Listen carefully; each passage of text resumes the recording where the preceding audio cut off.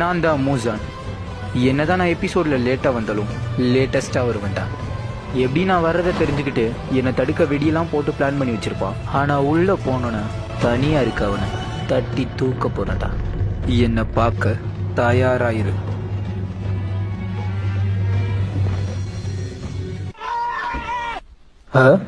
யாரா இவனுங்க?